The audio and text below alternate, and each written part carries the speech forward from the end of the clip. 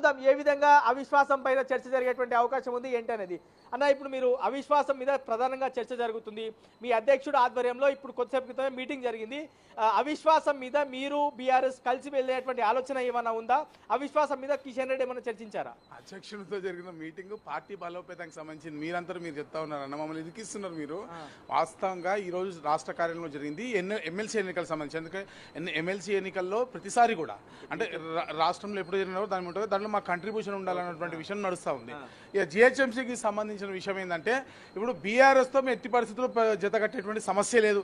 Congress, MIM లేకపోతే BRS ముగ్గురికి మేము సమాన దూరంగా ఉండి తీరుతాము.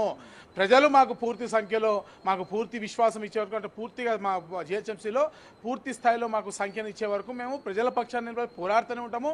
ఆ వచ్చిన తర్వాత కూడా ప్రజల కోసం పనిచేస్తాము. ఇప్పుడు జనరల్ గా జిహెచ్ఎంసీ పరిధిలో రాజకీయం చాలా ఇంట్రెస్టింగ్ గా మారింది. అవిశ్వాసం మేము పెడతామని బీఆర్ఎస్ వాళ్ళు అంటున్నారు. మరి మీరు పెడతారా లేదా అనేది అది మీకు సంబంధము. ఎంఐఎం వాళ్ళు కాంగ్రెస్ వాళ్ళు కలిసి ఉన్నారనేది ఒక చర్చ. సో ఒకవేళ అవిశ్వాసం వస్తే ఏ విధంగా వీగిపోతుందా నెగ్గుతుందా? మీ ఆలోచన ఏంది? ఇప్పుడు బలమైన పార్టీ అని చెప్పుకున్నటువంటి బీఆర్ఎస్ పార్టీయే పెట్టగలిగేది అవిశ్వాసాన్ని.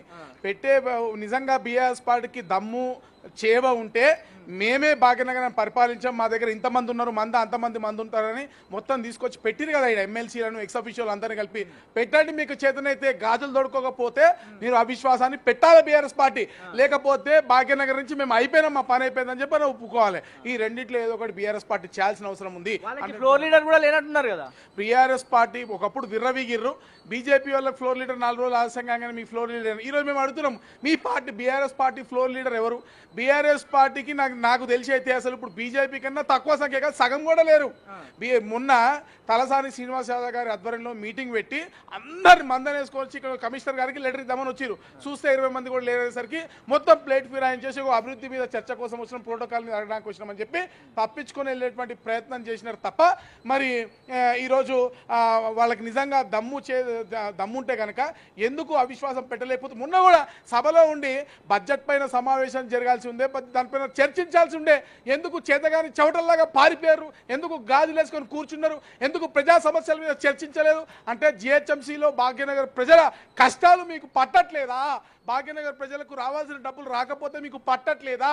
రాష్ట్ర ప్రభుత్వం నుంచి రావాల్సిన డబ్బులు ఏవైతే ఉన్నాయో జిహెచ్ఎంసీకి గుండు సున్నా ఇప్పటికీ స్టాంప్ డ్యూటీతో సహా ప్రతి ఒక్కటి గుండు సున్నా నిట్ట మోసం చేసి పూర్తిగా ప్రజలను అవాస్తవాలు చెప్పి మోసం చేసినటువంటి బడ్జెట్ పైన మీరు నిజంగా చర్చ చేసి వాళ్ళకి నిజాలు నిగ్గు తేల్చేది ప్రజలకి కావాలని మీరు కాంగ్రెస్తో కలిసి ఈ నిజాలు ప్రజలకు తెలియకుండా ఎక్కడైతే చర్చ జరిగితే భారతీయ జనతా పార్టీ కనుక చర్చలోకి వస్తే మేము నిజాలు ప్రజల ముందు పెడతామన్న భయంతో బీఆర్ఎస్ వాళ్ళు కాంగ్రెస్ వాళ్ళతో కలిసి ఒకరోజు ముందు మేయర్ గారి కార్యాలయంలో వాళ్ళ ఓఎస్డీ కార్యాలయంలో సమావేశం జరిగిందా లేదా నేను సవాల్ విసురుతున్నా. ప్రూవ్ చేయమనండి.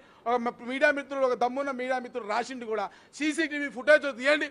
మేయర్ ఓఎస్డీ కార్యాలయంలో మరి బీఆర్ఎస్ కార్పొరేటర్లు కాంగ్రెస్ కార్పొరేటర్తో కలిసి ఈ మరి కౌన్సిల్ సమావేశం కన్నా ముందు చర్చ జరిగిందా లేదా? చేతనైతే వెంటనే సీసీటీవీ ఫుటేజ్లు బయట పెట్టాలి.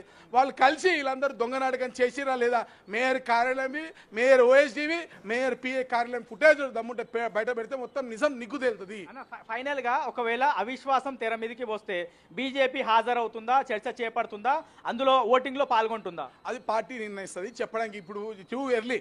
ఇంకా అవిశ్వాసం అసలు పెట్టనే లేదు. ఇప్పుడు అసలు ఇంకా పెళ్ళే కాలేదు. అల్లుడెవరని చెప్తే అల్లుడెవరని అడిగితే నేను ఏం చెప్తా? పెళ్లి సంబంధం కూడా చూడలే ఇంకా. అసలు వీళ్ళకి చేతగాని సవటలు ఇల్లు.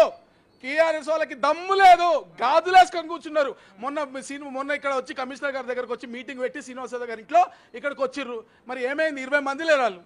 నేను చెప్తున్నా వాళ్ళకి అసలు సంఖ్యాబలం లేదు. 20 మంది కూడా బీఆర్ఎస్ వాళ్ళు లేరు. 20 మంది కూడా లేరు. మన బీఆర్ఎస్ వాళ్ళు బడ్జెట్ సమావేశం కూడా పూర్తి స్థాయిలో రాలేదు. మరి అవిశ్వాసం పెడితే వచ్చేటువంటి అవకాశం ఉంటదేమో కదా?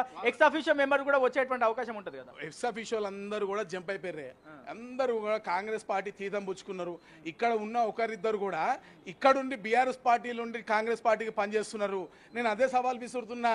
కార్యాలయంలో కూర్చొని చర్చలు చేసి ఆ ముందస్తు ఎజెండా ప్రకారం బాకౌట్ చేసిర్రు. బడ్జెట్ మీటింగ్లో వచ్చి క్వశ్చన్ ఆన్సర్ అడుగుతారండి ఎవడైనా? బడ్జెట్ మీద చర్చ మీటింగ్ అని ఆల్రెడీ ఒక ఎజెండా లెటర్ ఇచ్చిర్రు, నోటీసు పంపించిర్రు. నీకు నిజంగా బడ్జెట్ మీద చర్చ అవసరం లేకపోతే ముందు రోజు కమిషనర్ కలిసి మేయర్ గారు కలిసి ఒక రిప్రజెంటేషన్ ఇచ్చేది ఉండే. ఇచ్చిర్రా? ఇవ్వలేదు కదా, ఒక రిప్రజెంటేషన్ ఇవ్వలేదు. సడన్గా కౌన్సిల్లో వచ్చి మరి ఏదైతే ప్రజా సమస్యలపైన చర్చించాల్సి ఉందో, ఏవైతే రాష్ట్ర ప్రభుత్వం నుంచి రావాల్సిన 1200 కోట్లు రాలేదని మనం చెప్తున్నామో, స్టాంప్ డ్యూటీ ఏదైతే రావాల్సి ఉందో రాలేదని మనం చెప్తున్నామో, ఏవైతే మోటార్ వెహికల్ ట్యాక్స్ రావాల్సి ఉందో, ప్రొఫెషనల్ ట్యాక్స్ రావాల్సి ఉందో, ఏవైతే మన ఇతర గ్రాంట్స్ రావాల్సి ఉన్నాయో ఏ ఒక్కటి కూడా రాలేదు అని మనం చెప్తా ఉన్నామో, హెచ్సిటీ పేరుతో చెప్తూ ఫండ్స్ అలకేట్ చేస్తానని చెప్పినటువంటి డబ్బులు కూడా ఇప్పుడు రాలేవు. ఈ డబ్బుల గురించి చర్చించి నిజంగా వాళ్ళ బట్టలు ఇప్పేది ఉండే కాంగ్రెస్ వాళ్ళది, అంటే వాళ్ళ నిజాన్ని నిగ్గు తేల్చేది ఉండే. మరి మీకు చేత కాలేదా? అంటే మీరు వాళ్ళు ఒక్కటి కాకపోతే ఎందుకు సభలో చర్చ జరగనీయలేదు? ఎందుకు చేత కాకుండా పారిపోయారు? ఎందుకు డ్రామా చేసిర్రు? అంటే ప్రజా సమస్యలు మీకు పట్టవా? ప్రజా సమస్యలు వద్దు, బడ్జెట్ పైన చర్చ వద్దు. మీరు మీటింగ్ పెడితే 20 మంది లేరట మీ పార్టీ ఆఫీస్లో, మేయర్ గారు మీటింగ్ పెడితే 5 మంది లేరట, ఈ బీఆర్ఎస్ వాళ్ళు మీటింగ్ పెడితే 20 మంది లేరట. ఇది వీళ్ళ పరిస్థితి. ఈరోజు ఉన్నది భాగ్యనగరంలో బీజేపీ మాత్రమే, బీజేపీ ప్రజల పక్షాన్ని నిలబడుతుంది. సో ఫైనల్గా మాత్రం అవిశ్వాసం అనేది